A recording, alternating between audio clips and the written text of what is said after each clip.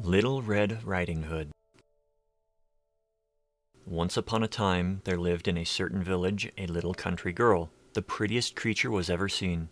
Her mother was excessively fond of her, and her grandmother doted on her still more. This good woman had made for her a little Red Riding Hood, which became the girl so extremely well that everybody called her Little Red Riding Hood.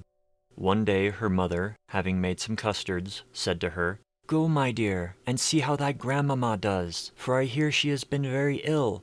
Carry her a custard and this little pot of butter." Little Red Riding Hood set out immediately to go to her grandmother, who lived in another village. As she was going through the wood, she met with Gaffer Wolf, who had a very great mind to eat her up, but he dared not, because of some woodcutters hard by in the forest. He asked her whither she was going. The poor child, who did not know that it was dangerous to stay and hear a wolf talk, said to him, "I am going to see my grandmamma and carry her a custard and a little pot of butter from my mamma." "Does she live far off?" said the wolf.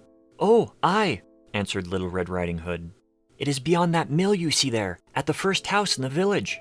"Well," said the wolf, "and I'll go and see her too. I'll go this way and you go that, and we shall see who will be there soonest."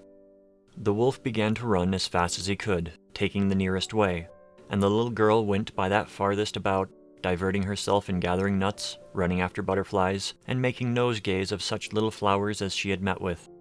The wolf was not long before he got to the old woman's house. He knocked at the door.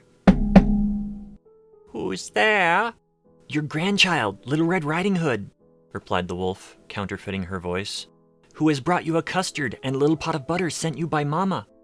The good grandmother, who was in bed because she was somewhat ill, cried out, "Pull the bobbin, and the latch will go up." The wolf pulled the bobbin, and the door opened, and then presently he fell upon the good woman and ate her up in a moment, for it was above 3 days that he had not touched a bit. He then shut the door and went into the grandmother's bed, expecting Little Red Riding Hood, who came some time afterward and knocked at the door. "Who's there?" Little Red Riding Hood, hearing the big voice of the wolf, was at first afraid, but believing her grandmother had got a cold and was hoarse, answered, "'Tis your grandchild, Little Red Riding Hood, who has brought you a custard and a little pot of butter Mamma sends you." The wolf cried out to her, softening his voice as much as he could, "Pull the bobbin, and the latch will go up." Little Red Riding Hood pulled the bobbin, and the door opened. The wolf, seeing her come in, said to her, hiding himself under the bedclothes, "Put the custard and a little pot of butter under the stool, and come and lie down with me." Little Red Riding Hood undressed herself and went into bed, where, being greatly amazed to see how her grandmother looked in her nightclothes, she said to her, "Grandmamma, what great arms you have got!" "That is the better to hug thee, my dear." "Grandmamma, what great legs you have got!" "That is to run the better, my child." "Grandmamma, what great ears you have got!"